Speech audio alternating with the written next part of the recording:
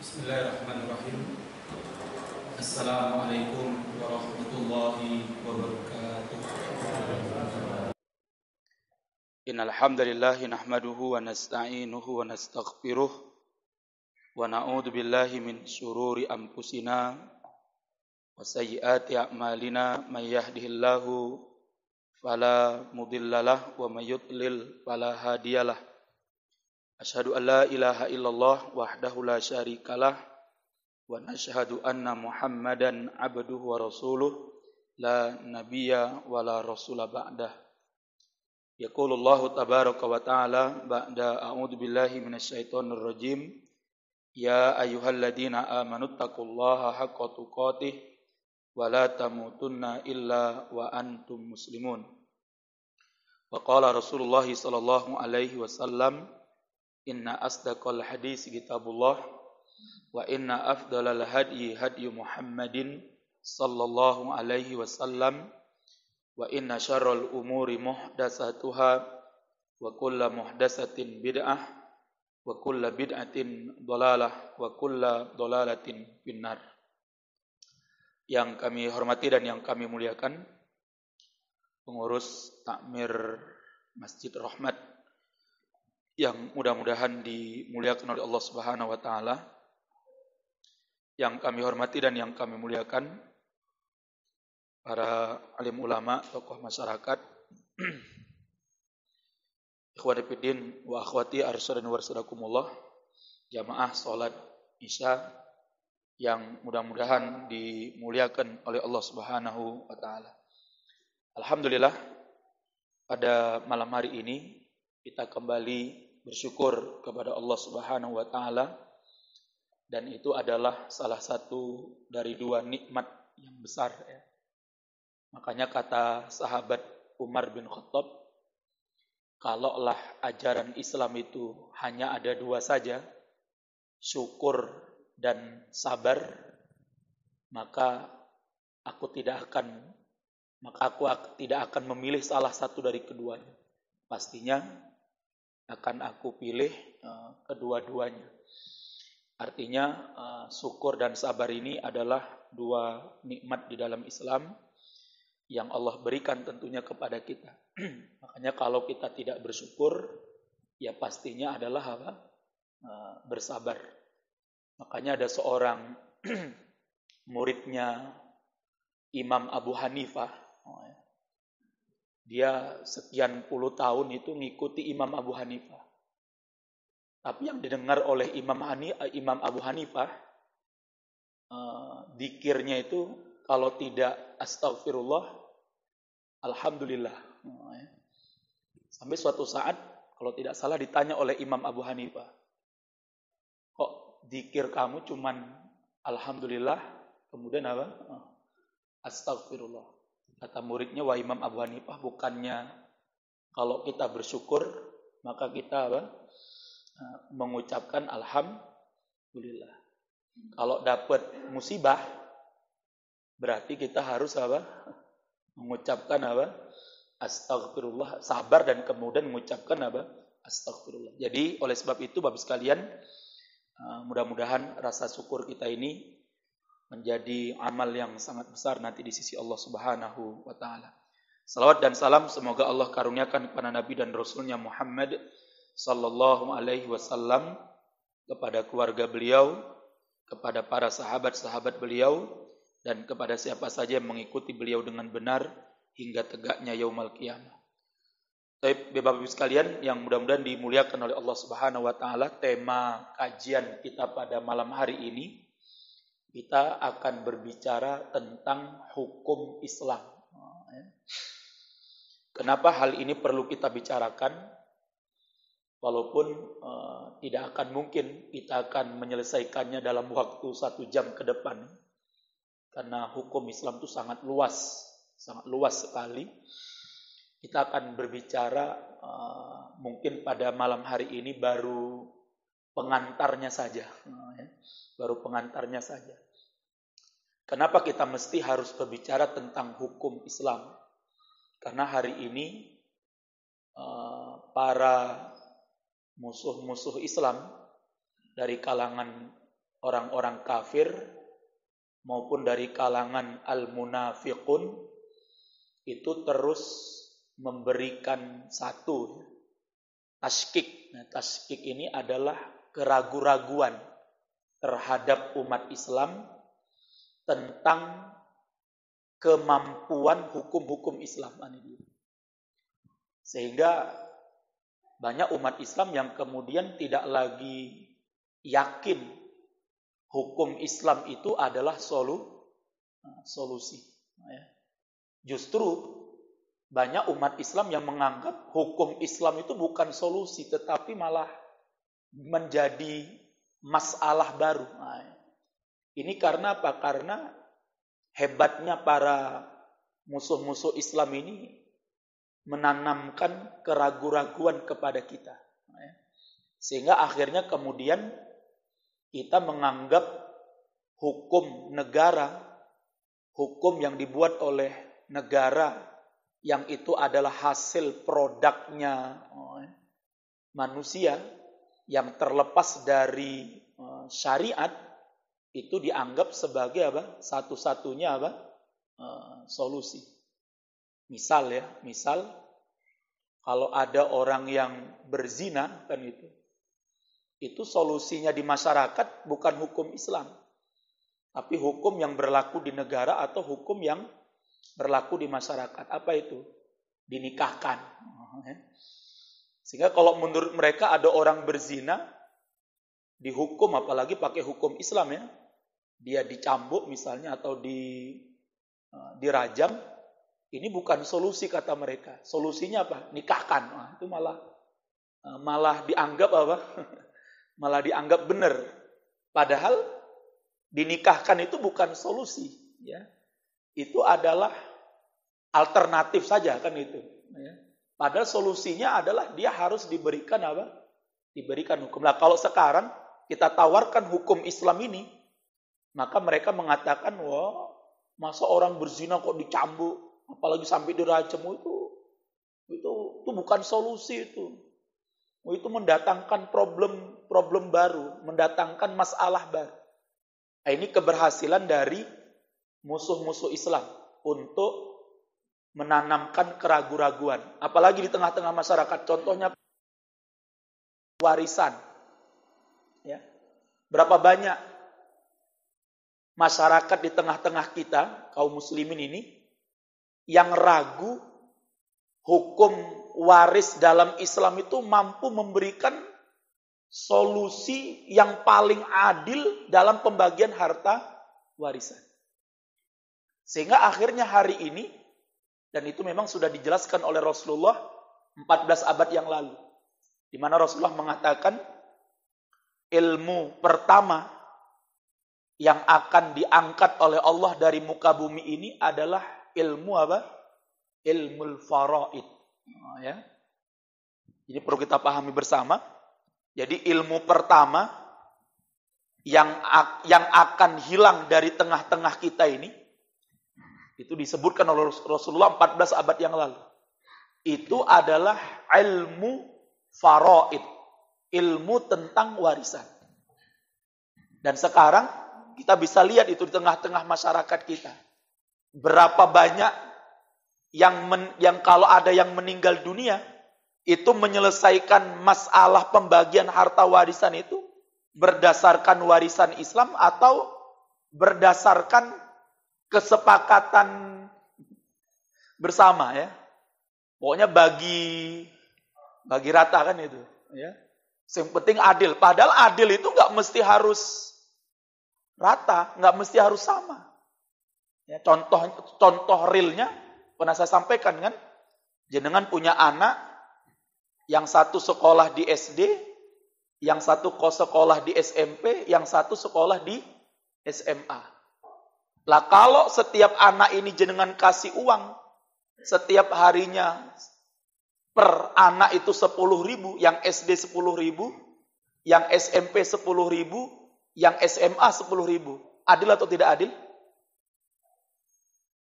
Adil atau tidak adil? Tidak adil.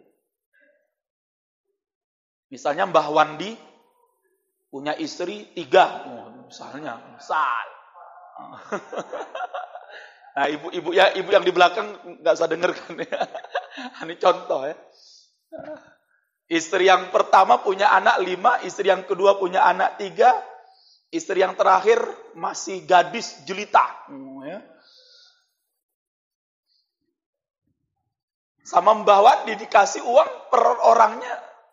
Yang nggak punya anak 5 juta, yang punya anak 3 5 juta, yang punya anak 5 juga 5 juta. Kira-kira ada yang protes nggak? Pastinya yang nomor 1 itu protes. Woi, orang 2 anak gue KI. Ini menunjukkan adil sama itu belum tentu adil. Jadi kalau pembagian harta warisan itu perempuan 1 meter, laki 1 meter, kemudian jenengan katakan itu adil, enggak adil itu. Ya. Tapi hari ini itu dianggap benar. Dan kalau kita tawarkan hukum waris dalam Islam, banyak yang menolak. Banyak yang menolak karena dianggap tidak adil. Makanya beberapa waktu yang lalu saya menyelesaikan itu, Pak. Masalah faraid ini. Jadi ada seorang bapak meninggal dunia, meninggalkan ibunya, istrinya, meninggalkan 2 orang anak laki-laki, meninggalkan 1 anak perempuan. Punya sebidang tanah yang kemudian dijual, dapat harta 1,9 miliar. Jadi tanah yang dijual ini 1,9 M. Nah, kemudian mbaknya tidak terima kalau menggunakan hukum hukum warisan. Karena mbaknya udah tahu. Kalau aku pakai hukum warisan, pastinya aku entuk mung siti. Padahal Pak, Masya Allah, setelah dikumpulkan itu ibunya, kemudian anak perempuannya sama 2 orang anak laki-lakinya, saya jelaskan, Mbak. Kalau jenengan bersyukur kepada Allah, jenengan taat kepada Allah, nanti insya Allah bagian Anda itu barokah dan lebih banyak. Dan ternyata Masya Allah, Pak. Akhirnya mbaknya, ya dulu Ustaz nggak apa-apa Ustaz. Insya Allah siap, walaupun kayaknya grundel gitu kan ya. Tapi bismillah. Tapi apa yang terjadi, Pak? Masya Allah. Setelah saya bagi itu, Pak, ibunya dapat sekitar 200-an, berapa ya? 200-an, 300-an juta mungkin. Kemudian emasnya dapat 600-an juta, mbaknya dapat sekitar 300-an juta. Apa yang terjadi? Bagian ibunya diberikan kepada anak perempuannya. Masya Allah. Bersyukur ditambah oleh Allah. Kan itu. Yang seharusnya dia cuma dapat 350 juta. Tapi karena dia tadi siap, akhirnya apa? Ibunya kemudian ikhlas. Wis, bagian ibumu PN. Malah dapat 500-an juta pun, Jul. Adik-adiknya tak kei 50 juta. Akhirnya lebih besar mbak daripada itu loh. Tapi kalau coba dia dari awal ngotot, belum tentu itu. Lah ini Bapak sekalian yang mudah-mudahan dimuliakan oleh Allah. Sehingga banyak orang tua sebelum meninggal dunia sudah dibagi-bagi tuh harta warisannya. Kenapa? Wedi. Kalau nanti meninggal dunia, anaknya ribut, tarung, tengkar, bahkan sampai golok-golokan. Golok-golokan ya. Akhirnya sebelum bapaknya meninggal atau orang tuanya meninggal, maka dibagilah harta warisan itu. Walaupun itu bukan harta warisan jadinya. Ya. Itu sudah menjadi harta hibah kan? Sudah dihibahkan. Karena syaratnya warisan itu adalah kalau ada yang meninggal. Nah pertanyaannya kenapa orang tua membagi dulu harta itu sebelum dia meninggal dunia? Karena tadi nih Pak. Yang pertama banyak tadi itu. Anak-anak yang ragu tadi, keraguan-raguan mereka terhadap hukum Islam tadi itu. Yang kedua, musuh-musuh Islam itu berhasil menanamkan ketidaktahuan mereka tentang hukum Islam. Sehingga akhirnya mereka menganggap hukum Islam itu bukan solusi, tapi justru mendatangkan problem problem baru. Lah, maka Bapak sekalian yang mudah-mudahan dimuliakan oleh Allah Subhanahu wa taala, ini pentingnya kita untuk berbicara tentang hukum. Lah, yang terakhir, musuh-musuh Islam itu berhasil menanamkan ke dalam tubuh, ke dalam jiwa, ke dalam hatinya umat Islam ini akan takutnya mereka terhadap hukum Islam. Jadi kalau dengar hukum Islam tuh kayak opo ae ngono lho. Jadi kayak mendengar hukum Islam tuh mengerikan, menakutkan. Padahal dia orang apa? Orang Islam. Jadi orang Islam takut dengan hukum Islam. Saya masih ingat itu tahun 90 berapa itu? 98 atau 9 yang Amin Rais mencalonkan jadi presiden itu ya. Tahun berapa tuh, Mbah? Pak Amin Rais nyalonkan jadi presiden itu. Lupa ya dia. Itu banyak waktu itu Pak yang di masyarakat gitu pokoknya mereka kan itu kan jangan pilih apa? Amin Rais. Kenapa? Karena kalau nanti Amin Rais terpilih,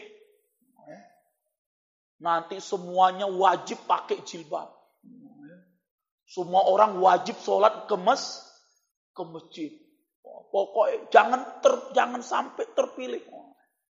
Jadi mereka begitu takutnya kalau yang terpilih jadi pemimpin itu adalah pemimpin Muslim yang baik. Kenapa? Karena di kepala mereka ini sudah muncul itu setan alas. Setan gunung Kemukus. Setan gunung Kemukus ya. Jadi sudah muncul di kepala itu Pak ya. Sudah muncul tuh setan di sini itu. Yang nanti pokoknya dalam kepala mereka tuh kalau nanti yang terpilih jadi bupati itu yang Muslim yang baik.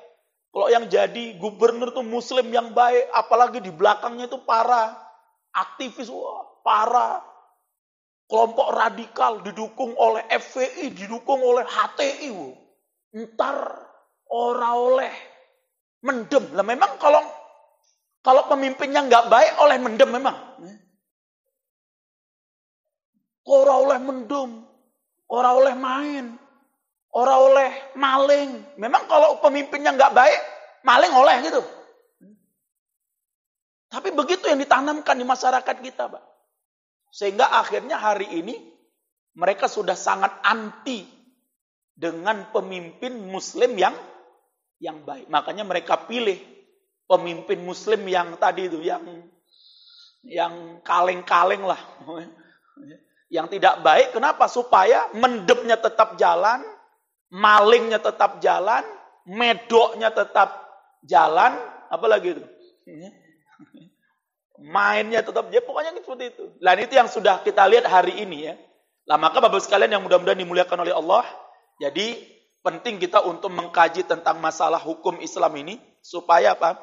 Tidak ada dusta di antara kita gitu ya.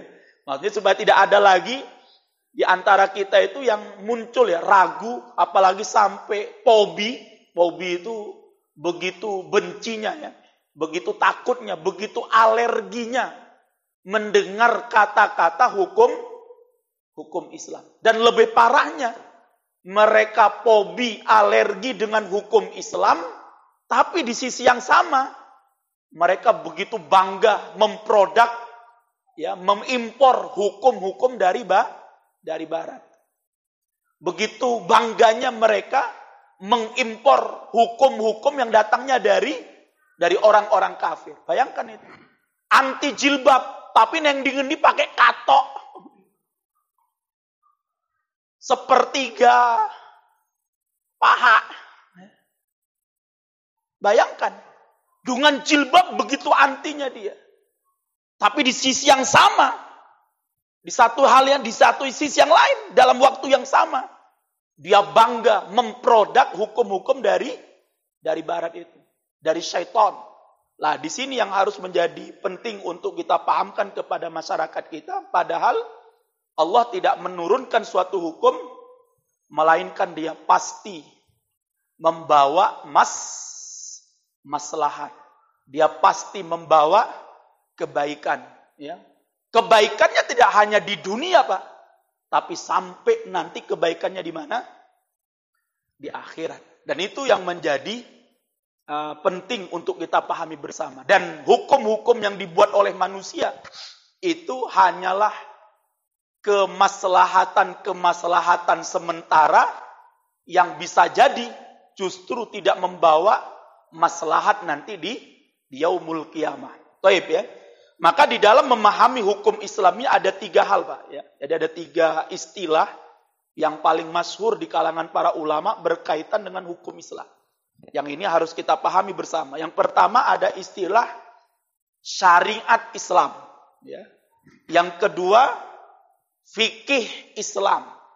Dan yang ketiga namanya adalah hukum Islam. Bisa dipahami ya? Jadi ada 3 istilah yang masyhur di kalangan para ulama kalau kita berbicara tentang masalah hukum Islam. Jadi ada istilah syariat Islam, ada istilah fikih Islam, dan ada istilah hukum Islam. Dan ini maknanya tentunya berbeda kata para ulama. Meskipun substansinya itu adalah apa? Sama. Intinya adalah sama. Tapi secara pengertian dan pelaksanaannya nanti tentunya adalah berbeda. Yang pertama, apa yang dimaksud dengan syariat Islam? Jadi syariat itu adalah keseluruhan aturan-aturan Allah Subhanahu wa taala yang Allah turunkan kepada kita kaum muslimin. Yang Allah jelaskan di dalam Al-Qur'an maupun dijelaskan oleh Rasulullah sallallahu alaihi wasallam di dalam hadis-hadis beliau. Ini yang namanya syariat Islam. Jadi syariat Islam itu keseluruhan aturan Allah, keseluruhan hukum-hukum Allah, keseluruhan undang-undang Allah yang Allah turunkan untuk kita. Dan itu Allah jelaskan dalam Al-Quran. Dari mulai surat Al-Fatihah sampai dalam surat An-Nas. Semuanya mengandung syariat Allah. Ini syariat Allah dalam Al-Quran ini. Nggak ada yang nggak syariat itu. Berarti syariat itu adalah hukum Islam secara apa? Secara keseluruhan, secara global. Oh, semuanya. Dari A sampai Z. Itulah yang disebut dengan syariat Allah Subhanahu wa ta'ala. Mulai dari surat Al-Fatihah sampai surat An-Nas itu mengandung syariat. Baik syariat yang berkaitan dengan akidah, agama, baik syariat yang berkaitan dengan ibadah, baik syariat yang berkaitan dengan muamalah, baik yang syariat yang berkaitan dengan akhlak, baik itu syariat yang berkaitan dengan masalah pendidikan, masalah hati, semuanya telah diturunkan oleh Allah di dalam Al-Quran. Maupun dijelaskan oleh nabinya di dalam hadis. Tidak ada satupun aturan yang berkaitan dengan dunia dan akhirat, melainkan Allah Subhanahu wa ta'ala telah menurunkan apa? Syariatnya. Baik itu secara terperinci maupun Allah jelaskan secara global. Misalnya dalam masalah sholat, Allah menurunkan perintah sholat di dalam Al-Quran hanya sekedar apa? Secara global. Hanya satu sholat saja yang Allah jelaskan pensyariatannya secara terperinci. Sholat apa itu? Sholat khauf. Ya. Itu bisa dijelaskan, itu bisa kita lihat nanti dalam surat An-Nisa. Ya. Dalam surat An-Nisa kita bisa lihat bagaimana Allah Subhanahu wa ta'ala menjelaskan satu-satunya sholat yang Allah jelaskan secara terperinci berkaitan dengan pelaksanaannya itu hanya sholat khauf. Itu bisa dibuka nanti dalam surat An-Nisa ayat 102. Itu bagaimana tata cara sholat dalam kondisi takut, maksud dalam kondisi perang. Ya. Jadi kalau dalam kondisi perang itu, Pak, kita tidak bisa sholat dengan normal. Normal itu maksudnya berdiri, berjamaah, bersama-sama, semua pasukan itu nggak bisa. Terutama nanti pasukan yang berada di garis terdepan, yang berada di perbatasan itu, Pak, yang tugasnya itu adalah batas wilayah, itu kan mereka ngeliatin itu kalau mereka sholat berdiri, wah sudah kepalanya langsung disniper oleh musuh. Jadi waktu saya berada di Suriah itu kita tanya itu, kalian kalau sholat di depan gimana tuh sholatnya? Mereka bilang apa? Kami sholat sambil tiarap. Jadi sambil tiarap sholatnya, Pak. Karena nongol dikit aja tuh kepala, langsung itu kan. Karena kan nggak tahu kan posisinya sniper musuh itu di mana kan nggak tahu mereka. Ya. Lah sama, Pak, musuh juga gitu, nggak sembarangan. Mereka ngangkat kepala itu, ngangkat kepala sudah langsung buer, jebol. Lah orang-orang yang berada di garda terdepan ini, sholatnya sesuai dengan apa? Kemampuan mereka. Jadi kalau mereka mau sholat berjamaah, bareng-bareng gitu, ya nanti dalam Al-Quran dijelaskan oleh Allah. Sebahagian ada yang jaga-jaga bawa tembaknya, sebahagian sholat, nanti sebahagian yang lagi masuk ke shaf, yang bagian yang sudah sholat, akhirnya apa? Kembali untuk berjaga. Lah, itu satu-satunya sholat yang Allah jelaskan di dalam Al-Quran secara terperinci. Adapun perintah sholat yang lain, itu hanya Allah jelaskan secara global. Aqimus sholah wa atuz zakah.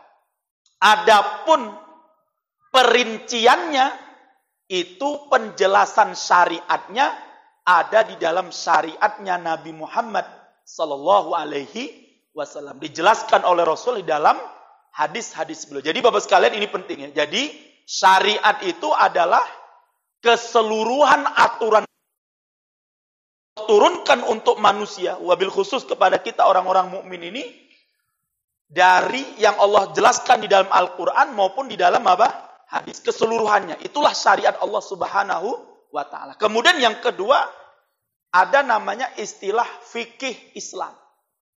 Apa itu fikih Islam? Fikih Islam ini adalah hasil kesimpulan yang diambil oleh para ulama atas pemahaman mereka terhadap syariat Allah. Nah, itu dia.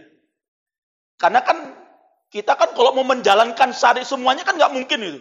Mungkin nggak kira-kira, Pak? Dari yang Allah turunkan mulai surah Al-Fatihah sampai surat An-Nas. Lah syariat Allah ini hukumnya mana yang wajib, mana yang sunnah, mana yang haram, mana yang makruh, mana yang mubah. Kita kan nggak tahu itu. Ya, karena syariat itu masih dalam bentuk global. Lah, fikih Islam inilah yang kemudian menunjukkan kepada kita, para ulama, makanya sekali lagi saya katakan, ada sebahagian kelompok Islam yang tidak menerima perkataan para ulama.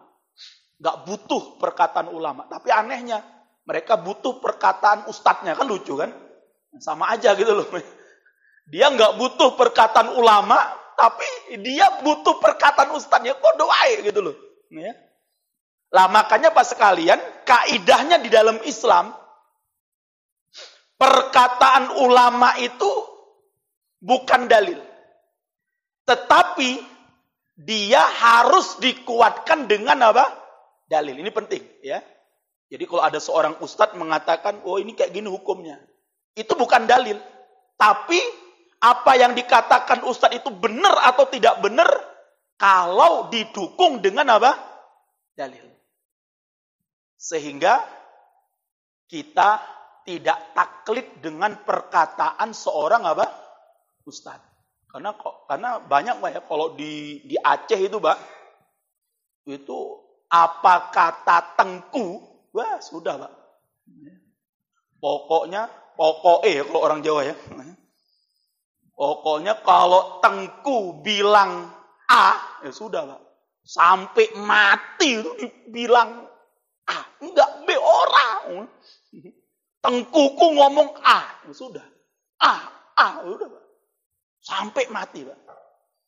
Inilah yang disebut dengan apa? Taklid. Walaupun taklid ini memang dijelaskan juga oleh para ulama Pak. Tidak semua taklid itu tercela. Yang taklid tercela itu siapa? Kita yang bisa mencari ilmu tapi taklid. Kita bisa belajar, kita bisa membaca, kita bisa mendengar, kita bisa bertanya. Maka orang yang seperti kita ini Pak, tidak diperbolehkan taklid. Tapi kalau orang-orang deso, tuh yang deso itu Pak ya, itu mereka nggak kenal dalil Pak. Baca Quran wae ora iso kok. Apa harus hafal dalil? Mbah, apel dalil.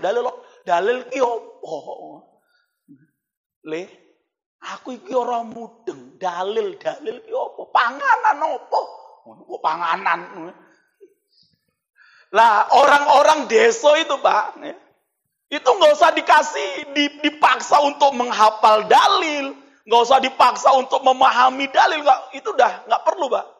Misalnya saya ngisi di daerah pojok Jawa Timur itu Pak. Namanya Pulau Kangean ya. Lah di Pulau Kangean ini kalau mau ngisi taklim itu harus naik kapal lagi. Ke pulau lagi. Terpencil Pak pulaunya. Naik kapal 1 jam. Gitu kan. 1 jam. Lah kita di sana Pak. Nggak usah Mbah apalan dalil. Nggak bisa itu. Ya. Wis pokoknya Mbah, cara sholatnya koyo ngene. Sedekapnya ngene, ruku. Dalil ruku ngene Mbah, udah itu. Pokoknya jenengan. Wis pokoknya taklid bongkoan. Nah itu Mbah. Itu kalau untuk orang-orang apa? Awam. Ya. Karena kalau kita paksakan mereka untuk memahami dalil, kita jelaskan itu udah nggak ini Pak, nggak nyanda itu. Ya.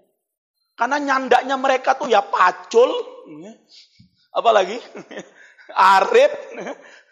Wah itu dia Pak. Sudah lah makanya kalau orang-orang awam itu Pak, ini supaya kita nanti bagi para dai-dai kita ini kalau bertemu dengan masyarakat yang awam itu jangan dipaksa mereka untuk menghafal dalil, kemudian untuk pahami dalil apalagi ikhtilafnya para ulama. Ya, pertama, nggak perlu itu. Sudah, ambil aja hukum yang paling rojih, jelaskan. Nah, ini yang harus kita pahami bersama. Sehingga Bapak-Ibu sekalian yang mudah-mudahan dimuliakan oleh Allah Subhanahu wa taala, lah taklid yang kayak kita ini Pak yang nggak boleh. Ya, karena kita bisa belajar, kita bisa mencari ilmu, kita bisa bertanya, kita bisa mendengarkan, maka kita tidak boleh taklid dengan pendapat seorang ulama kecuali pendapat itu didasarkan kepada apa? Dalil. Kalau tidak ada dalilnya ya jangan ikut-ikutan. Pokoknya kata kiaiku. Lah dalil apa? Mbuh pokoknya. Misalnya kan dulu ada ya. Misalnya ada yang mengatakan sikat bersiwak ya. Ketika sedang berpuasa di bulan Ramadan itu membatalkan sholat, membatalkan puasa. Nah, ya. Kemudian ada yang tanya, Pak Kiai, dalilnya apa? Wis ora sah takon dalil. Wis pokok ya. Kalau itu mungkin masih ada. Lah, yang lebih lucunya lagi, Pak, ada yang saya dengar itu menjelaskan kentut di dalam air membatalkan puasa. Wah, itu yang sampai sekarang saya belum ketemu dalilnya. Tapi ada yang ngotot, pokoknya ora oleh kentut neng air. Pokoknya kalau kentut ning air posone batal. Lah dalilnya apa? Pokoke ora usah takon dalil, wis manut tok lho. Nah sekarang pertanyaan hubungannya kentut dengan membatalkan puasa ki apa ngono lho. Kecuali pas kentut nyedot air, orangnya kemudian seger. Nah itu embuh ya. Orangnya jadi kenyang lah embuh. Pernah dengar, Pak? Lah sekarang apa hubungannya? Karena yang membatalkan puasa itu kan sesuatu yang masuk ke dalam kerongkongan kan gitu. Nah kalau kentut keluar, lah akhirnya banyak Pak orang dari dulu, wah kalau mau pas mandi di sungai, di kali Gunung Kemukus ya kan. Kentut, tahan. Ojo sih kentut, batal poso. Nah, padahal nggak ada lah. Ini pas sekali lah. Oleh sebab itu, perkataan ulama itu bukan dalil. Tetapi, dia wajib dikuatkan dengan apa? Dalil. Makanya ketika seorang ustadz mengatakan ini hukumnya haram, ini halal, harus mendatangkan apa? Dalil. Kalau nggak ada dalilnya, ya sudah. Kita jangan taklid dengan ustadznya itu gitu loh. Kita cari pendapat ustadz yang lain, ulama yang lain, yang berdasarkan kepada dalil. Ya, kan pernah saya ceritakan, mohon maaf nih Pak ya. Jadi suatu hari, ada seorang orang sudah masih muda lah, datang ke rumah saya. Assalamualaikum Ustadz, Waalaikumsalam. Sambil matanya itu sambil nangis-nangis. Saya tanya, kenapa ente? Ustadz saya ingin tanya, Ustadz tanya apa? Saya kemarin bertanya kepada Ustadz pimpinan ngaji saya. Lah apa yang Anda tanya? Saya kan baru nikah Ustadz. Baru nikah setahun dan beberapa hari yang lalu istri saya melahirkan. Nah, terus masalahnya apa kalau istri ente melahirkan? Lah qadarullah Ustadz, nggak tahu saya kemarin kayak apa itu ceritanya. Saya meminum, bukan terminum ya, meminum air susu istri saya. Nah, terus lah saya tanyakan kepada Ustadz pimpinan ngaji saya, bagaimana hukumnya? Lah Ustadz saya ini ngomong, kamu harus ceraikan istri kamu, karena istri kamu sudah mahram dengan kamu. Lah saya kan bingung Ustadz. Oh istri saya ayu kok arep tak cereke ngono kan ya. Lah saya bilang, lah kamu nggak tanya dalilnya apa? Enggak Ustadz, pokoknya kata Ustadz saya ceraikan. Itu udah jadi mahram kamu lah. Saya bilang lah selama ini kamu jadi istri dia apa bukan mahram kamu gitu kan ya. Nah terus berarti nggak perlu ceraikan, nggak perlu. Kenapa? Karena kamu meminum air, mohon maaf nih Pak ya, air susu istri kamu itu nggak berpengaruh.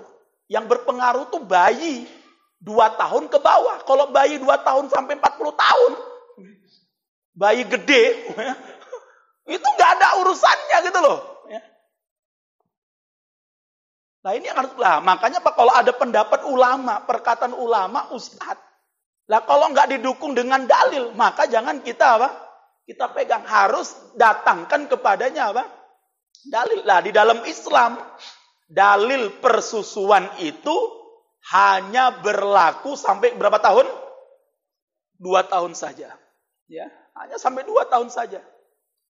Adapun setelah itu, maka dia tidak berlaku. Lah maka Bapak sekalian yang mudah-mudahan dimuliakan oleh Allah Subhanahu wa taala. Jadi fikih Islam itu adalah hasil istinbatnya, hasil pemahaman para ulama, dan ulamanya ulama mujtahid, ya. Bukan ulama-ulama kaleng-kaleng, ya. Bukan ulama asal-asalan, tapi memang ini hasil pemahaman ulama mujtahidun yang mereka memenuhi unsur-unsur standar sebagai seorang mujtahid. Kemarin sudah kita jelaskan itu kan ya. Dia hafal Al-Quran 30 juz. Bukan karena apa, Pak? Karena bayangkan Imam Malik, Pak. Imam Malik. Bentar ya. Copot ini. Saking semangatnya saya copot ini. Ya, sudah. Bayangkan, Pak, Imam Malik, ini supaya saya berikan cerita ini, Pak ya. Imam Malik suatu saat ditanya oleh seseorang, "Wah Imam Malik, ya, saya ingin tanya kepada Anda." Tanya apa? "Kemarin saya berkata kepada istri saya." "Apa yang kau katakan kepada istrimu?" "Wahai istriku, kalau di dalam Al-Quran ada makanan atau minuman yang dosanya lebih besar daripada minuman keras, daripada khomer, ya, karena khomer itu haram, Pak. Termasuk investasi khomer juga haram. Ya. Paham ya? Sama itu. Hukumnya sama. Saya katakan kepada istri saya, "Wahai istriku, kalau di dalam Al-Quran ada makanan atau minuman yang dosanya jauh lebih besar daripada dosa minuman keras, dosa khomer, maka engkau jatuh talak 1. Ya. Jadi talak itu, Pak, boleh digantungkan dengan sesuatu. Misalnya kita bilang sama istri kita, "Wahai istriku, kalau engkau keluar dari rumah ini, maka engkau telah jatuh apa? Talak 1. Maka istrinya ngotot keluar dari rumah, maka berarti apa? Sudah jatuh talak 1. Nah, ini hati-hati. Ya. Lah, setelah saya mengucapkan itu kepada istri saya berpikir, jangan-jangan ada di dalam Al-Quran makanan dan minuman haram yang dosanya lebih besar daripada minuman keras, minuman khamr. Lah sekarang saya tanya kepada engkau, wahai Imam Malik, ada nggak di dalam Al-Quran? Karena kalau ada berarti istriku jatuh talak 1. Kata Imam Malik, "Oh, saya nggak bisa langsung menjawab." Ini hebatnya Imam Malik, Pak ya. Seorang ulama mujtahid, ya, hafal Quran, hafal ribuan hadis, penulis kitab hadis pertama yang bernama Kitab Al-Muwatta. Itu ketika ditanya oleh seseorang, Mbak, nggak langsung menjawab. Ya, makanya pertanyaan itu penting ya untuk dipahami ya. Jadi kita itu, para ulama mengatakan, Mbak, pertanyaan itu ada 3 macam. Ini penting ya. Ini bagi bapak-bapak yang jadi ustadz, yang jadi dai, yang jadi mubaligh, ketahuilah jenis pertanyaan itu kata para ulama ada 3. Yang pertama, ada orang bertanya memang benar-benar ingin bertanya. Itu ada. Ya. Yang pertama. Yang kedua, ada orang yang bertanya ingin membandingkan jawabannya dengan ustadz yang lain. Ada nggak kira-kira? Ada ya? Dia udah tanya dulu dengan ustadz yang lain. Sekarang dia tanya lagi sama tujuannya apa? Apik sing ndi? Pinter sing ndi? Oh ya. Bagus sing ndi? Nah, kan itu. Kalau ustadz sing iki ora iso jawab, berarti ustadz iki bodoh. Mungkin gitulah ya. Nah, itu membandingkan ya. Lah yang ketiga, ada ustadz yang ngetes. Nah, ada orang nanya ingin ngetes, ingin ngerti ustadz iki iso jawab ora. Oh, ya. Dan saya pernah, Pak, dites sama orang, Pak. Ada yang tanya sama saya, "Ustadz, kalau saya di bulan, sholatnya menghadap kemana?" Saya tahu, oh ini orang ngetes ini. Ya. Saya bilang, "Mas, saya akan jawab pertanyaan Anda kalau Anda sudah sampai di bulan." Ya. Kalau nanti Anda sudah di bulan, silakan WA saya. Ya. "Ustadz, sekarang saya sudah di bulan, bukan bulan madu loh ya." Bulan madu bingung ya. Kalau jenengan nanti sudah berada di bulan, WA saya, "Ustadz, saya sekarang sudah di bulan nih, mau sholat duhur. Tuh ngadapnya ngetan atau ngulon?" Nah, itu kan ya. Baru saya tanya, baru saya jawab. Lo kalau jenengan masih neng bumi, orang bakalan tekan neng bulan. Lah ngopo takon-takon? Ya. Nah, maka Pak, ini nggak usah dijawab, Pak. Karena kalau jenengan jawab ini jenengan akan nggak ketemu dalilnya ya. Akhirnya saya bilang, udah nggak usah. Saya tahu Anda sedang ngetes saya. Dia langsung diem, ya.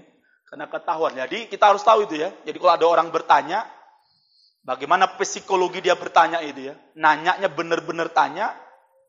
Pertanyaannya untuk membandingkan jawabannya dengan orang lain. Atau yang ketiga sedang apa? Sedang ngetes ya. Masa tanya di bulan sholatnya menghadap kemana? Siapa yang di bulan mau sholat coba? Ada? Nggak ada kan? Kecuali orang Madura ya. Orang Madura itu menarik Pak. Ya. Ketika Allahumma yarham Presiden Habibie ya, datang ke Madura ya, dan HBJ Habibie menjelaskan kepada orang Madura bahwa hebatnya ya, Amerika dulu pernah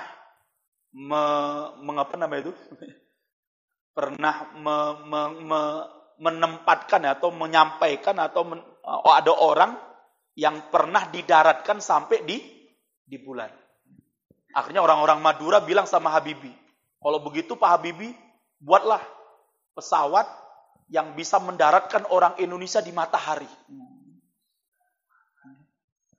Kata Pak Habibie, ya nggak bisa.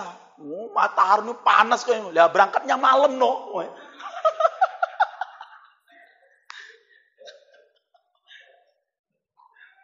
Lah disangka orang Madura ini Pak, kalau matahari malam itu padam mungkin ya kan. Problem nih Pak. Jadi mereka sangka kalau perginya habis maghrib, ya kan, sampai di sana sebelum subuh kan masih adem itu kan. Akhirnya jelaskan Habibie, Pak, matahari orang tahu padam ya. Neng Indonesia padam tapi neng tempat yang lain yo. Nah, jadi ini anekdot aja Pak ya, ini cerita ya antara Presiden Habibie dengan apa? Jadi orang Madura tuh cerdas Pak ya. Dia melihat kalau malam berarti api nih matahari berarti apa? Redup mungkin gitu lah. Bapak sekalian yang mudah-mudahan dimuliakan Allah. Kemudian kalau kita menjawab ya, maka kata para ulama ada 3 jawaban itu. Yang pertama, jawablah pertanyaan seseorang itu berdasarkan kitabullah. Ini pertama. Yang kedua, jawablah pertanyaan seseorang itu dengan sunnah Rasulullah Sallallahu Alaihi Wasallam. Nah, yang ketiga, kalau ente nggak mendapatkan dalilnya, tidak mendapatkan dalilnya di dalam Anda, bukan ya sudah, jawaban yang ketiga apa? La adri. Tidak tahu itu lebih karena kalau jenengan jawab ternyata keliru. Kayak tadi kan ada orang yang minum susu istrinya disuruh cerai kan ambiar itu kan. Bisa rusak rumah tangga orang. Lah oleh sebab kalau kita nggak tahu sudah Pak, la adri.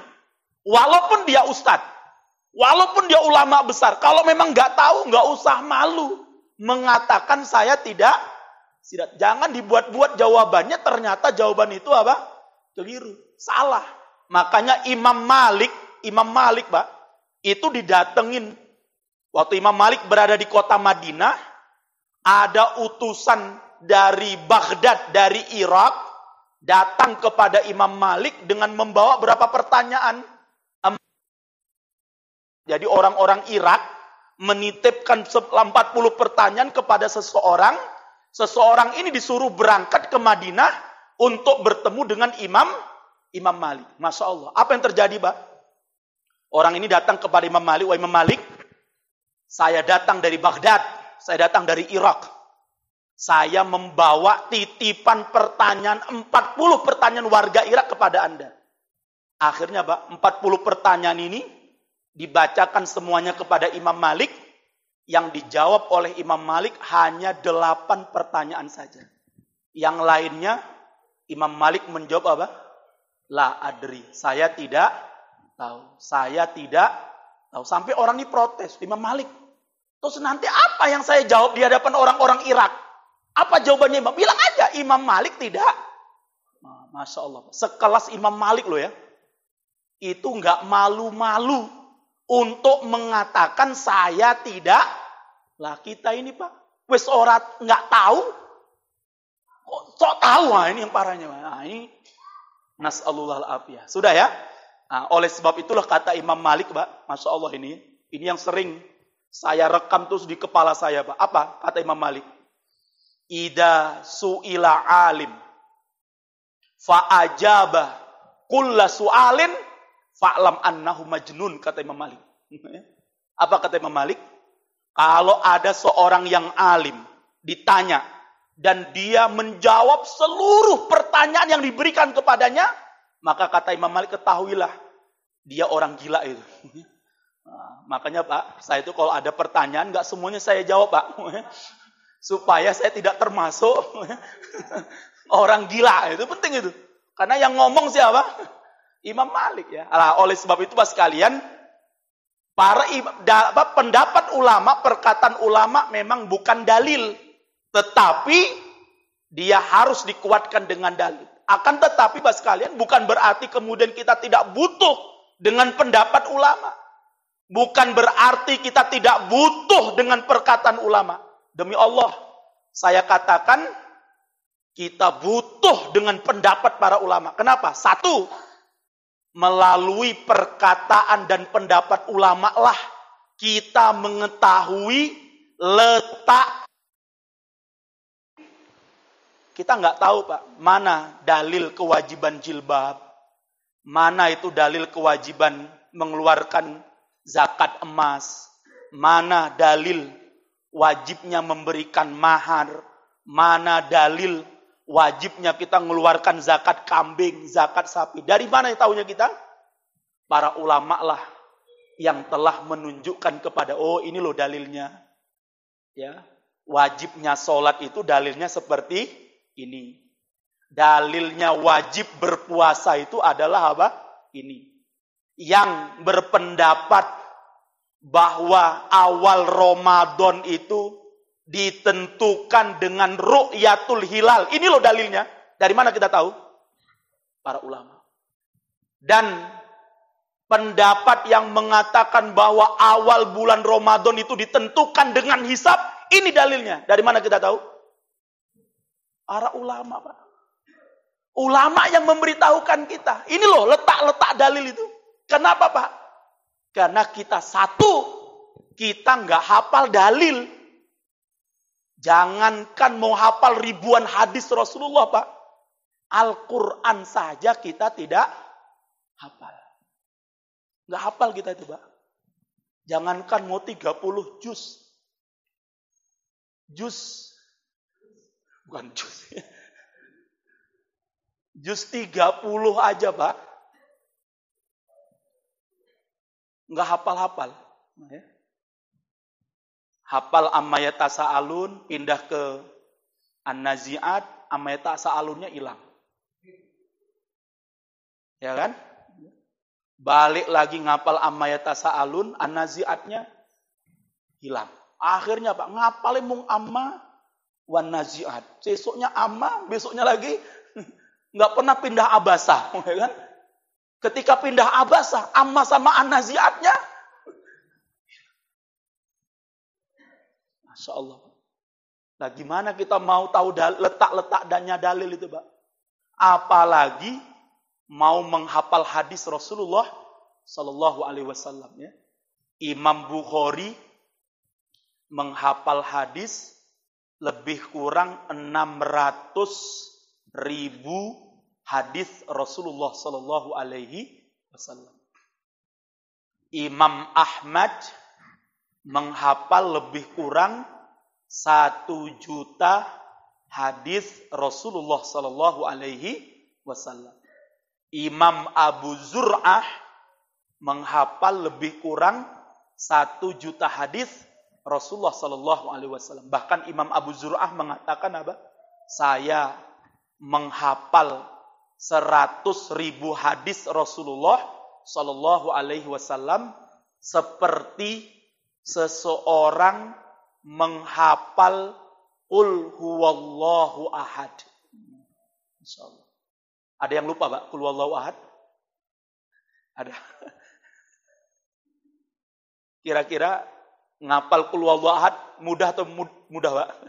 Mudah, Pak. Tinggal terbangun sambil dalam tidur, mimpi aja mungkin hafal itu kan ya. Ngelindur dalam tidurnya qul huwallahu ahad itu kan ya.